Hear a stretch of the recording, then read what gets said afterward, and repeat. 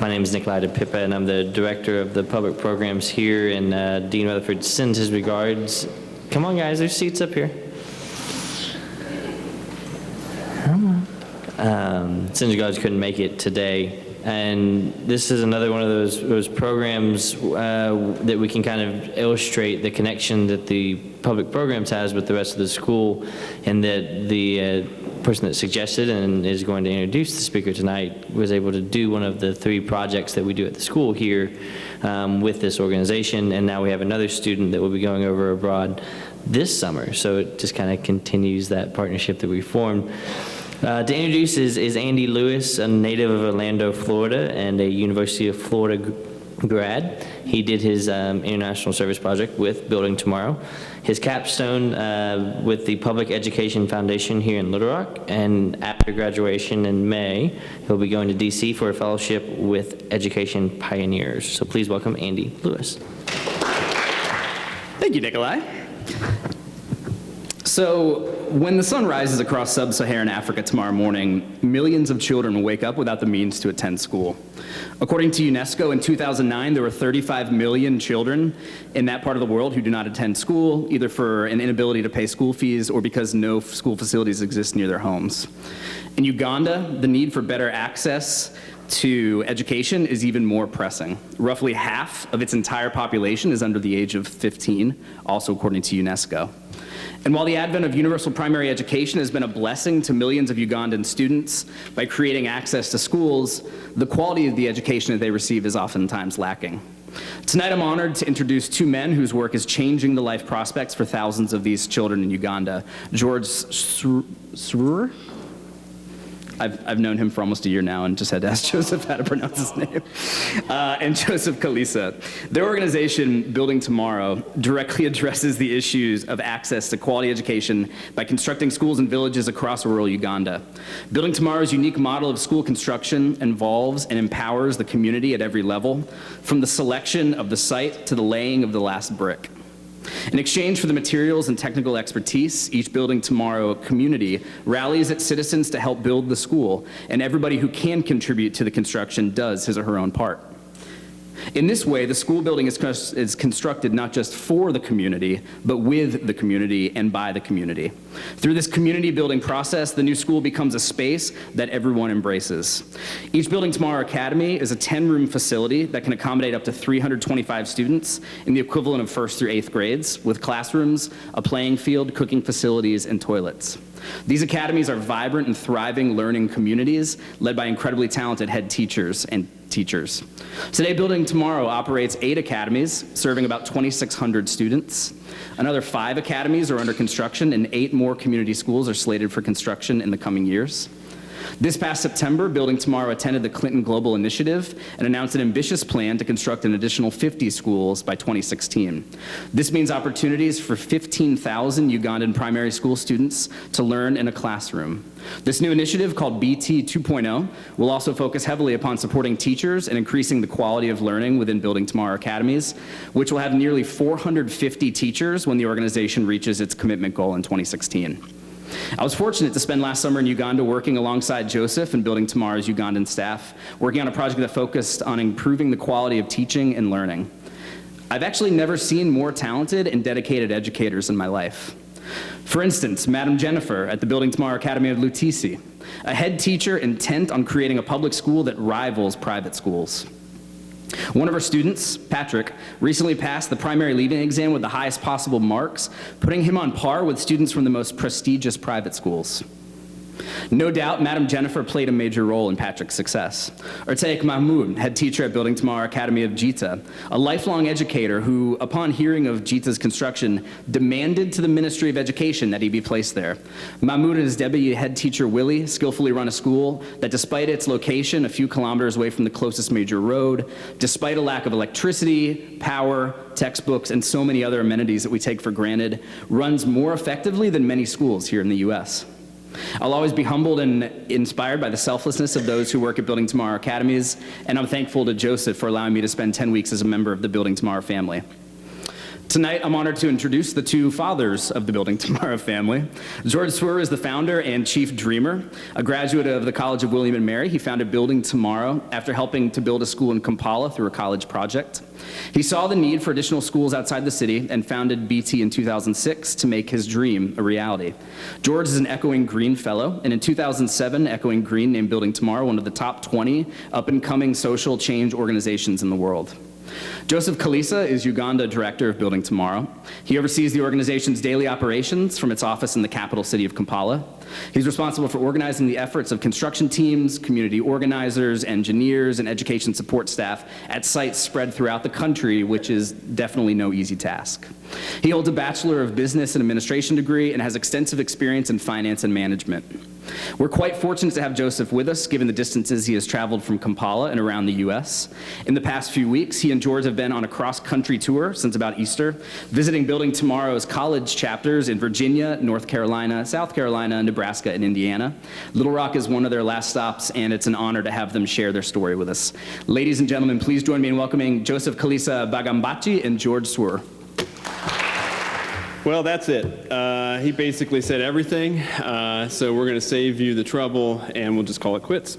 Andy, thank you, and it is pretty awesome to be here. Thank you also for extending the invitation for us to come just before Eric Holder, so we didn't have to go after him, because that would have been really, really intimidating for us. I know, and I won't speak for Joseph because he can speak for himself, but it's awesome to be here and finally see the place that Andy has come from, because as Joseph says, we call Andy our biggest intellectual donor.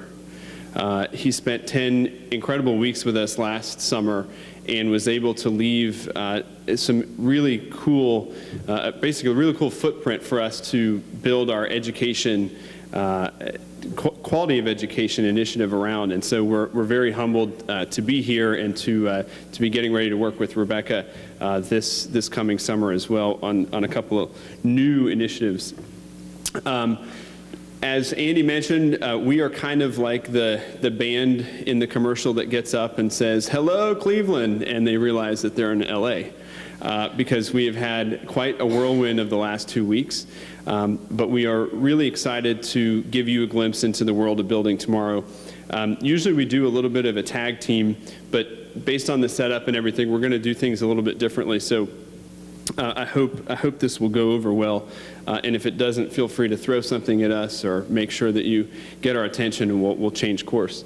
I have a trivia question for you all. This is kind of how we get started. But how many of you went to first grade? Can I get a show of hands? Very good. I didn't say take them down, but that's fine. It's okay. We're not playing Simon Says. All right. So, and how many of you passed first grade? Okay, so not everyone's hands went up, but very close. Very good. Why do I ask you that question? Well, it turns out that those of you that raised your hand for the second of the two questions are in a global minority. You are in a very select few of people in the world who have had the chance to go to first grade, and more than likely, I know many of you have gone far beyond that. Whenever we go to college campuses and we speak, it's really difficult for any of us, I think, to try to envision millions of something. Aside from cells, which a pre-med student pointed out to me earlier this week, I don't know of anything that I have in the millions. So I want to walk you through something very quickly. We're going to pretend that on this slide we have each one of these dots is going to represent 1 million kids in Sub-Saharan Africa. And if Andy hadn't stolen our thunder, this next slide would probably be a little bit more intimidating to you. But when I switch this, you're going to see how many millions of kids in Sub-Saharan Africa don't have access to an education. And as you can see, it's a pretty intimidating number. In countries like Uganda, as Andy mentioned, half of the population is under the age of 15. And in order to meet the Millennium Development Goal of providing a free primary education for every child, there are approximately 2,200 classrooms that need to be built between now and 2015. So you might ask, so what does a typical classroom look like? Where are these students going to school? Well, here is a accredited, fully set up in the eyes of the Uganda government public institution. This is a primary school that looks nothing like where I went to school, and it probably doesn't look like anywhere that you went to school. But as you can note, a couple interesting facts, a couple of things that you see. First of all, everybody's happy. Everyone's pretty excited. This is at a site called Jomba, where we began working about 4 years ago. There's a tree which props up the chalkboard, and the chalkboard has this new technology. It's mobile. You can move that chalkboard wherever the sun is not hitting so that students can be in the shade, and you can actually have a chance to see the board, to see what's on it. You can see, you can't quite see, but we have an intrepid group of students who've taken long pieces of basically branches and trunks that have fallen and are using those as their seats. That's what they're sitting on. And as I said, they're pretty excited. If you go one step up from this, you'll find something that looks a little bit like this. This is again, this is a huge step up in terms of quality of education and in terms of infrastructure for our students. This photo always reminds me of one of the coolest moments that we had interviewing a student who had just started going to one of our schools. And she said to us, we asked her, so what's the coolest thing for you about this new school? And she goes, well, the snakes aren't there. And we said, well, what do you mean? And she goes, well, the snakes don't fall out of the ceiling. And we realized that in grass thatched roofs, such as the one that you see here, one of the biggest issues was that snakes would literally fall straight from the ceiling in the middle of class. And as you can imagine, it's very difficult for any teacher to command the attention of students in a classroom that's built like this, especially when the average teacher or student to teacher ratio is about 100 to 1. So this is basically the issue that Building Tomorrow is built to combat. And as Andy mentioned, we just turned 5 years old last October, and currently work with students on 27 college campuses across the country, many of which we've had the chance to visit over the last 2 weeks. We have 8 schools that are up and running, and you will see shortly, as Joseph comes up, what those actually look like and the process that we undertake to build those. So without further ado, I'm going to ask Joseph to come up and walk us through the Building Tomorrow model and what it looks like, and then hopefully we can both come back up and answer some questions at the end. So Joseph, come on up here. Wow, I'm very, very excited to be here this afternoon or evening. And before I go very far, I want to warn you. I come from Uganda. Sometimes people say, from here, if they come to Uganda, they say, oh, I'm going to Africa. So I come from Uganda, and Uganda is a little country, landlocked in East Africa. And in our culture, that's why I want to warn you, in our culture we talk a lot. And we repeat ourselves. And just to give you an example of how we really talk, in 1994, our president was given a chance to speak in Boston for an investment forum. Big-time investors, people whom we wanted to come and invest. And each person who spoke was given 3 minutes. And because this guy is the head of state, is the equivalent of Obama, he was given 15 minutes to talk. And that was too much for everybody. And I'm sure it's too much for you. And this guy had 3 pages of his speech prepared. Guess how much time he took? By the time he finished his first page, it was 1.5 hours gone. You can ask people who attended. I don't know if you can Google that. So by the time he finished his second page, 2.5 hours, So people in my country are storytellers. Anybody you meet, a cab driver, a teacher, kids, and whoever.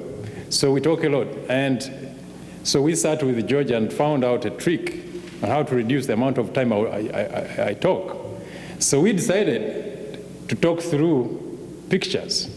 So that's why we came up with this model of using the computer to talk. So I promise that I won't take that much time, but if I try, you'll forgive me now that you know our problem. Thank you very much. Yeah, mine is really very simple. We'll take you through the process of our model and how it works and why we set it up the way we did. But I don't want to miss this opportunity. I want to thank Andy before you here. And the way we do it in Uganda, we do it by our hands. So we clap. So I want to thank Andy for the work he did for Building Tomorrow.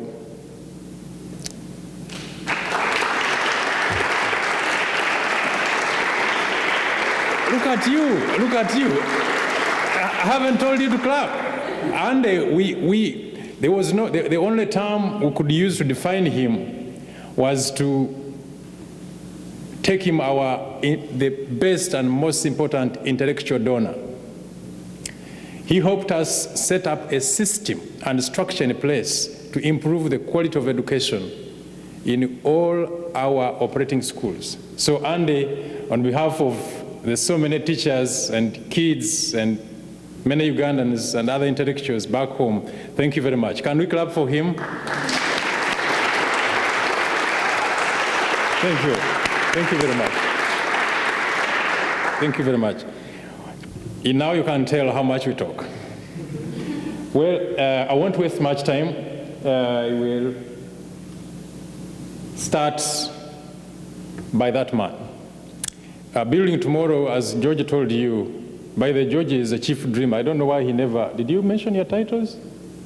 Yeah. No, he forgot. His title is a chief dreamer. You can add on being a founder, but he's a chief dreamer. So Building Tomorrow is 5 years old, and in 2006, we sat and agreed on a model that we thought would help Building Tomorrow construct more schools. And as you know, the best way to succeed in social service or development work, you have to form partnerships. So what we did was to set up a partnership model, a model that will ensure a give and take sort of puzzle. So what we did was to set up 4 pillars that Building Tomorrow would sit on. And that 4 pillar, you can equate it to 4 people. So our model is formed along 4 people. The first person in the model is a community. And the guy you see up there represents the community. Before we construct and set up a school in any part of the country, we have to go through a very long process with the community, with the government. So the second person in our puzzle, or in our model, is the government of Uganda, through the Ministry of Education and the districts. So this guy with a hat is Uganda's vice president, the longest serving vice president. And he represents the government in this model. So there are expectations from government, there are expectations from the community, and I go to the third person in the model. As you can see, these are university students or college students. You call it colleges. Back home, we call it university. So these are university students here in the US. This is the third person in our model. And the fourth person, can you guess the fourth person in the model? We have the community, we have the government, we have the donors who are the students from this side. Can you guess the fourth person in the model? Anybody? Sorry? No. No. The fourth person is building tomorrow. So we are all players in this model, and there are expectations from each pillar. And the process we go through is 3 steps. There's what we call pre-construction, construction, and post-construction. So pre-construction, building tomorrow, brings the community together, discusses common problem. We set up a school, we build a school. The community has to contribute all the unskilled labor, contributes land, and building tomorrow through these students brings in the money that pays for the materials to construct the school and pay for the engineers and the civil engineer, the masons, and all the work that goes into construction.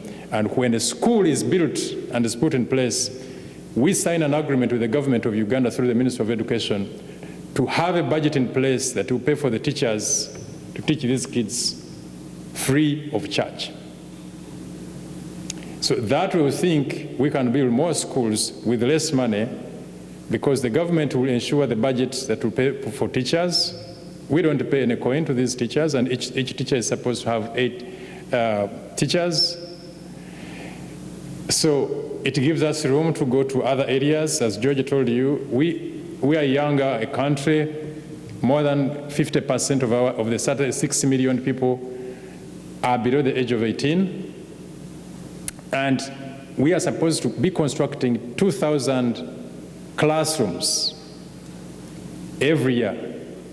And the government is not doing a third of that. So we think that way our efforts will be sustainable and we can reach more kids to have an education.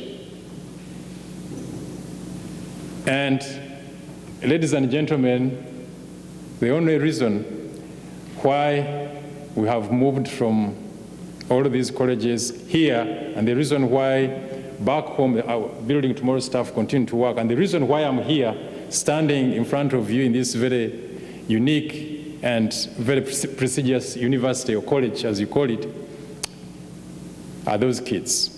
That's the smile of a kid. And that's our central core. That's the common cause. And all of the students you've seen in this part of the country have the hearts and have the brains for these kids, and that's what we stand for. Thank you very much for listening to me. And I want to show you, this is, sorry, I had forgotten to bring this slide. This is part of what one of the schools looks like, and was designed by a group of engineers from this part of the world. Have you heard of Notre Dame University College? You have? No, yet? You'll excuse me for my pronunciation. It's Notre Dame, yes. So this was designed by the university. How do you pronounce it? Notre Dame. Yeah. And has it. You have it. Our pronunciation is not the best. Well, I'm British trained. I'm not American trained. So you'll excuse me for that. So this was designed by the University of, what did you say? Notre Dame. Exactly. By the students from there and the professor, they actually visited Uganda, looked at the land, looked at the topography, and every efforts were made to ensure that, it's very structurally stable, the lighting and everything. And that's why we think when you have intellectual donors like them and Andy, we cut down on our costs and we build more schools. And that, can you guess what that is? Can anybody guess? Sorry? Well, this is one of the communities in Uganda. That was a very big day for the community. Every time we plan to construct a school in a given area, I told you we go through what we call the pre-construction activities. That was the climax of the pre-construction activities, a very long and lengthy process. So that day was groundbreaking for a school. And it's always joy, it's always, as you can see, kids thumbs up and things like this. So kids were very happy, and the community members meet, we call everybody around so that the process starts again for the construction. So we move ahead. That's groundbreaking. As you can see, that's now actual construction of a school. Building tomorrow's major and biggest ally or allies in the community are women. Now, let me challenge you guys. Can women here put up your hands? Please, ladies. Okay. I'm not a mathematician. Can you put your hands up again? Very good. And the men? Now, the hands, the women down. Men. George, you didn't put up your hand. Hey. Okay. So, that tells you something. I've seen more hands from ladies than gentlemen. Now, our biggest allies in every community we work are women. Women in Africa, women in Uganda, their biggest dream is for their kids to have 7 years of education. It's actually believed that if a girl attains 7 years of education, you cut the chances of those girls getting AIDS, which is a big problem in Africa, by almost 50%. And I saw someone here putting on a T-shirt, knowledge is power. Indeed it is. So women are our biggest allies from pre-construction to construction, even post-construction. When we call meetings for parents, 80% are women. Go ahead. As you can see, our process goes on, and that's a construction site. And we have many of those. Right now, as George told you, we have 5 construction sites, which look like this. You know, each one is a different level of construction. But we have 5 under construction and 8 that are operation and running. That gentleman, and they visited many of them and talked to teachers. Again, as you can see, that's a different level of construction. That's nearing completion. And, you know, we just wanted to show you. Yes, this is another one. Now, as you can see, this is a complete school. 7 classrooms, a headmaster's office, library, and staff room. It actually has a teacher's housing behind. And that was a very big day. As you can see, there's some shelter in front of it. We were, again, commissioning the school so that the next few months, kids would go to school in a safe and comfortable environment. Yes, I think I need to show you that too. As you can see, it's the same school, but the reason why we wanted you to see this is those 2 other guys represent others. We have, each site that we build has what we call a site manager. A site manager is a building tomorrow staff with the duties and responsibilities to ensure that coordination between the community, coordination between us and the engineers, masons, goes on very well. Supply of materials and safety of each site goes on. So those 2 guys are part of Building Tomorrow family, and that was a happy day for us. The government comes in and religious leaders, people laugh, and kids enjoy the stable and learning environment through those classrooms. That's the end of our process and model of construction and sustainability. Thank you very much.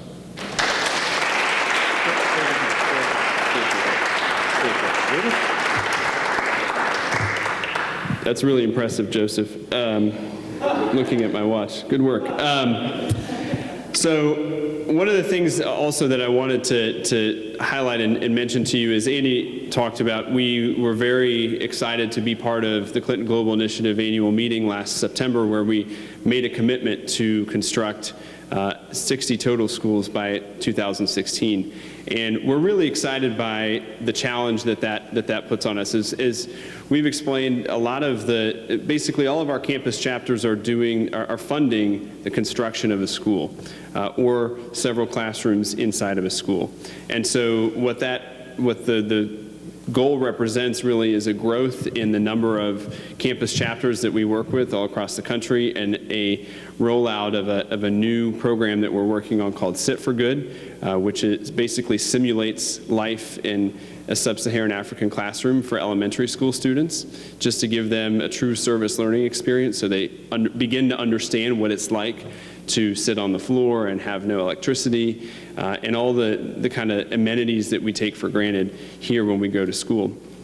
And so that goal is, we're well on our way to reaching that. We have plans, as Andy mentioned, to go ahead and break ground on at least 4 more sites this year, and hopefully by this time next year, talking about going on our 25th construction site. So we're pretty excited about the scale up.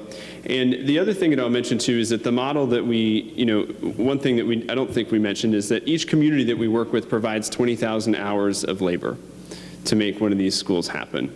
And it is incredibly cool to see the excitement and the payoff that families feel when they actually see the completion of a school, because they are the ones that have put all the time and the effort into making it happen.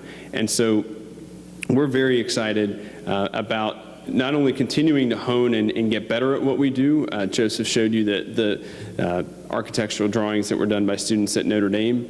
We're really big in kind of basically living out the idea that philanthropy isn't just about the money that's in your wallet, but it's also about bringing your talents and your skill sets to an issue that needs to be addressed. And so we've worked with students at University of Virginia, at Notre Dame, and others to not only raise the funding to build the schools that we're constructing, but also do the design work. And our intent is to continue to engage students like we have with Andy and Rebecca this summer, to give of their intellect and what their skill sets to help improve the situations that we're trying to tackle. So can we do some question and answer? You going to do that? Whatever you want. You're running the show, man. It's your show. I'm just here. Yeah, we have time for some questions. If you raise your hand, we'll get a mic. Great. And we'll just hang out here. Sure. Thank you so much for your presentation. So I just spent the last 10 months in Uganda in a high school project. So I know the need for education access and good quality. But I had 2 questions, actually. One, I love my friend Andy there and my classmate, and him being your biggest intellectual donor. But are you partnering with any college students or university students in Uganda? Because I'm pretty sure Makerere University and the other 20 universities there have skilled students, and they stay in the community. So are you partnering with them to develop that, to help them raise money and stuff the way you partner here? And the second question is there any public-private partnerships with companies in Uganda? Because I know they're all now kind of moving to that social corporate responsibility, or all your funding US-based? Maybe we don't have time for questions and answers. What do you think? You want to take that on? Yes, I Or can. take the first one on. I'll get the second. Yeah, we in Uganda have relationships in terms of with universities in Uganda, especially Makerere University, in terms of helping students learn community work as interns at the moment. But in terms of fundraising, no, we haven't. And we try to bring out the culture of colleges and universities to help. A university, not a college. We don't even call it a college in Uganda. So the culture of many universities in Africa hasn't been there, and it's one challenge that we want to take on. Yes. And on the corporate piece, that's something that we're developing. I think this whole idea of CSR, social responsibility, has not quite made it to East Africa yet. And I don't want to say that in whole, but you find that it's very difficult to, I think it's very difficult to crack that. And oftentimes those companies that are heavily engaged in CSR are doing it from, a lot of those decisions are being made from central offices that are not in East Africa. At least that's been the experience that we've had. That all being said, we have been able to work with a couple local companies who've been engaged in our work, namely a cement company, HEMA, that's been generous to us. Obviously, we go through about 800 bags of cement for every school that we build. So that's something that we get a lot of use out of. But it's an area in which we need to do a better job in terms of reaching out and building up. In the back.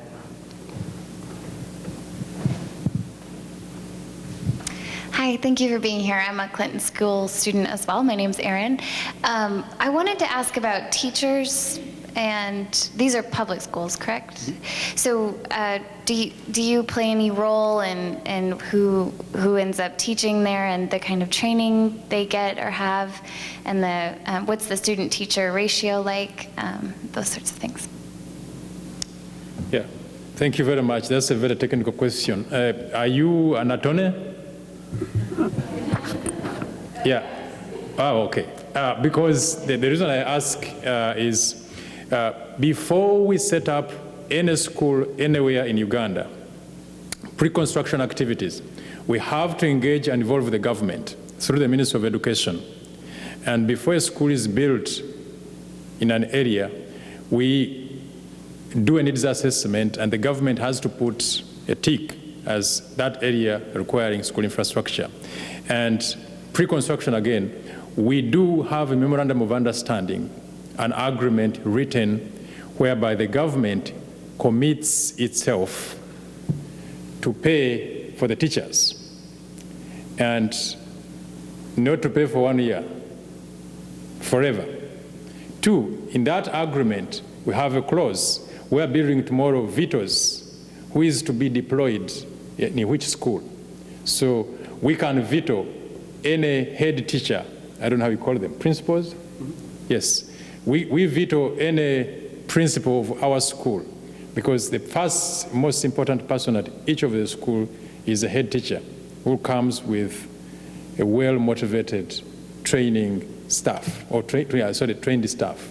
So yes, we make decisions. 2, we have a staff who is a trained teacher, and his main job is to find ways that we hope teachers teach in a creative and innovative way. And usually they do this through planning, schemes of work, and they usually have workshops during holidays and on weekends. So we continue to monitor the progress in our schools. And like I told you, our intellectual donor created a manual, a teacher capacity building manual that we use right now. And it actually it was part of the interviewing material for me when we were recruiting the education officer. So we do contribute. I mean, we do get involved and participate in the school program. Thanks.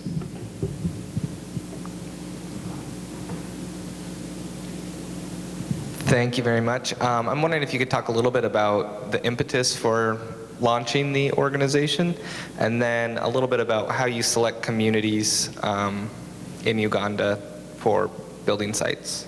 Thanks. Sure. I had the chance between my junior and senior year to serve as an intern with the World Food Program. And so I spent my summer working in Rome and then in Uganda. And I was deployed to study what was called a school feeding program, which essentially guaranteed students payment in exchange for coming to class. And that was their way of enticing parents, really, to allow their kids to come to school.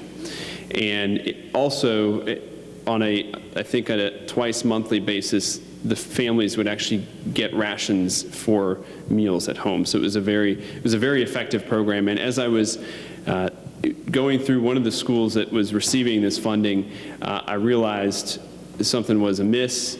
I was in a school that was built primarily out of basically timber and USAID boxes that had been left over from different shipments. And I asked the woman who was running the school what it would cost to rebuild the school. She said it would be about $10,000. So between Thanksgiving and Christmas, we launched a campaign at William and Mary called Christmas in Kampala. The goal was to raise the $10,000 to rebuild the school, and we ended up raising $45,000.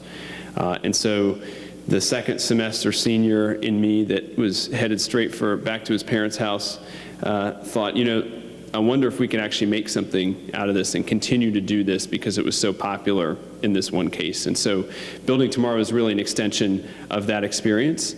And as I said, today we count 27 college chapters amongst those that we work with, all trying to do the same thing. Some universities have done that twice already and are working on their third, and others are just getting their feet wet. So, and then Joseph, you want to take the needs assessment piece? Yeah. Thanks very much. You asked about how we select these communities. Each school that we have built serves about 6 villages. And before we set up a school, we do what we call needs assessment or research. We cut out demographic information and other logistical issues in particular areas. And as you know, Uganda has a lot of gaps in terms of school infrastructure. So there are so many places where they need schools. So we rank those communities according to the degree of need. And so we make a decision based on which area does not have or has more of what you saw here than the others. And by the way, it's very important to note, if you saw these schools, I wish we had taken a picture of some of the best schools in Uganda. There's a very big difference in terms of the best schools we have in the country, elementary school, compared to this. We really have very good schools in the country. And Uganda is 36 million people. More than 50% are under 15 years of age, and 90% of the 36 million people live in the rural areas. Most of these good schools are found in the urban areas. And so that's the reason why I actually work in the rural areas. So the degrees really need as you move away from these urban areas. And what we call urban areas to you might not even make sense. Has anybody ever been to Africa here, apart from her? Have you been to Uganda? Anybody? You been to Uganda? You know what I'm talking about. Yeah. So, yeah, we do cut out research and determine where there's a big need. Yeah, thanks. Mary.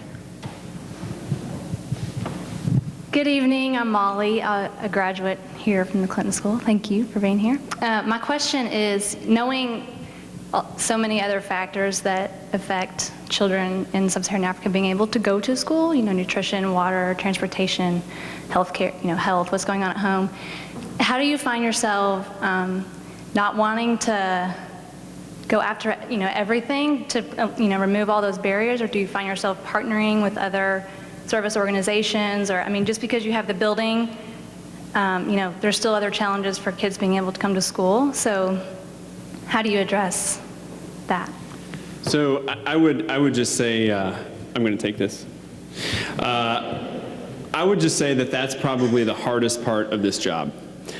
In fact, the experience that I relayed earlier about how this all got started, I vividly remember there were about 300, I think we had about 400 kids who were, we had gone to Kampala, we'd announced, we'd basically shown up to the school where I'd visited unannounced and surprised them by saying that we were going to rebuild the school. This was back in 2004, and we paid for Christmas dinner for 400 kids. And it was obviously a very exciting and jubilant time and so forth. But the lasting image that I have in my mind are all the kids who were on the other side of the fence and who weren't a part of the party. And one of the first things I think you have to come to grips with in this line of work is kind of two parts. First of all, you can't and will never be able to do it all. And second, you're only cheating the people you're trying to help if you don't seek others who can help them. And so we're really big on the notion that we've figured out we think we've figured out how to build schools well. But if there's someone who knows how to do wells, if there's somebody who knows how to do nutrition, if there's somebody who knows how to do curriculum, whatever it is, if there's somebody who knows how to do that better than us, we need to know who they are, and we need to find a way to work with them. Because ultimately, the only people who really stand to gain the most from that are the students and the families that we're trying to work with. And that being said, we also, one of the things that I also didn't realize, and I made this comment earlier, it's kind of ironic that two guys with absolutely no experience in construction or education are leading this organization, and we're still afloat. But one of the things that I learned is that you have to, you've got to take a step back and realize that there is so much that a school can do, or any project can do really, that cuts across all different lines. So one of the things I remember Joseph was telling me when we had our first 2 schools open was that we had about 300 teachers apply for 16 jobs. And I never thought about the impact of a school on employment. There's so many things that happen when you bring a school together that we're still learning of all the different benefits and kind of the side effects of pulling a school together. So we definitely can't do it all, but I think we have to find ways to keep enriching what we're already doing.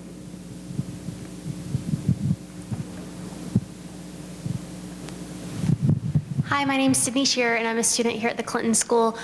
You mentioned scaling your organization, and I was wondering if, and this might be too soon to even say, but if your focus you think will always be on Uganda, or if you think that you'll focus on other African countries, and kind of what's your vision as far as expanding?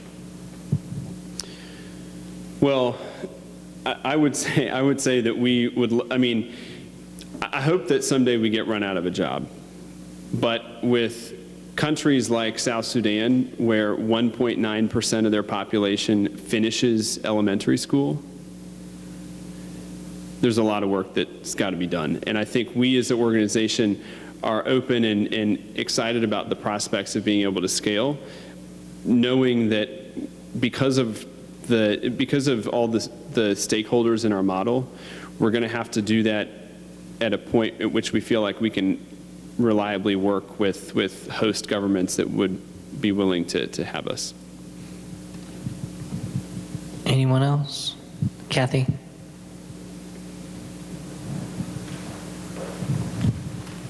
Do just the children in that particular village get to go to the school, or can others from around the area come? Where do the kids come from to go to the schools?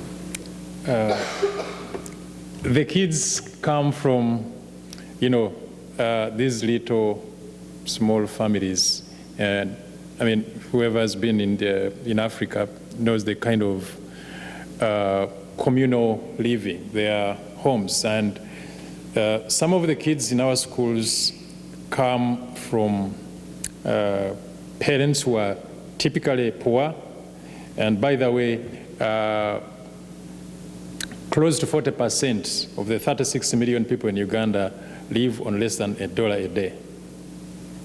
And so when we talk about poverty in the US or poverty in Canada or poverty in Sweden, it's very different. So those typical family setup, we have other kids who come from single mothers, homes or families, and we have kids who are living with their grandmothers who don't have both parents. And one of the things we do in our schools, all kids are the same, irrespective of their backgrounds. And like I said, during the needs assessment, we almost know how many kids of primary school going age there are in those 6 villages. So, and it's all, they all come back to school whenever we've been or gone, and we've seen kids 15 years of age, girls coming back in grade 4. Reason being they dropped out of school because they used to walk 8 miles or 7 miles, and it's growth in terms of attending classes in all the schools. And I hope that makes sense to you. Thanks. One thing that we know too is that students are about 30% less likely to attend school if their walk is more than 2 kilometers away. So that's a really central piece of the needs assessment and understanding the communities in which we're working. So generally, we're open to students coming from all over, but you'll find that students and parents are reluctant to send their kids on very far walks for obvious reasons. Last question, Spencer. Hi, I'm a classmate of Andy's, and I had the opportunity to do my international project in Tanzania, just across the border, and was working in schools there also. And I'm curious about if you have any you said you worked with a food program in Uganda originally. Do you have any feeding programs for the schools that you're building? And so, do you, I guess, sorry. We do, but they are So mainly, what do they look like? they're parent-driven. Okay. One of the things that we do is we set up a school management committee that's comprised mainly of volunteers who are part of the building process, and then who also are engaged in the day-to-day running of the school. And we really put it on them to come up with a plan on a lot of things, including school uniforms and different materials in the school, and then school feeding is one of them.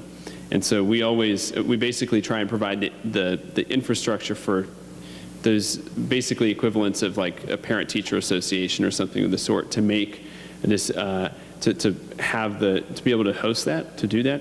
But we rely on them really entirely to fund it and come up with a structure for it. A couple of our sites, I will mention, have actually grown their own food. And so we have demonstration farms, and we have one site that has, I think, was like 7 acres. Yes, Lutisi, yeah. 7 acres of maize and tomatoes and eggplant and all kinds of things. And I think did they eat entirely off of that this last year? This year we're a little bit lucky. A school is talking about, actually Andy mentioned this, we've grown a number of acres covered with corn. Maize here is called, you call it corn? You call it corn, we call it maize. That's what you get. We were a British protectorate. They said Uganda has never been a British colony. They said we are a protectorate, that they came to protect us against the Germans. Can you imagine that? Against animals or something. Anyway, you call it corn, we call it maize. So this school has got 7 acres, and we have maize able to feed the kids for their lunches. And we have surplus for selling so that teachers can buy some books. Joseph and George, thank you so much for coming and visiting us.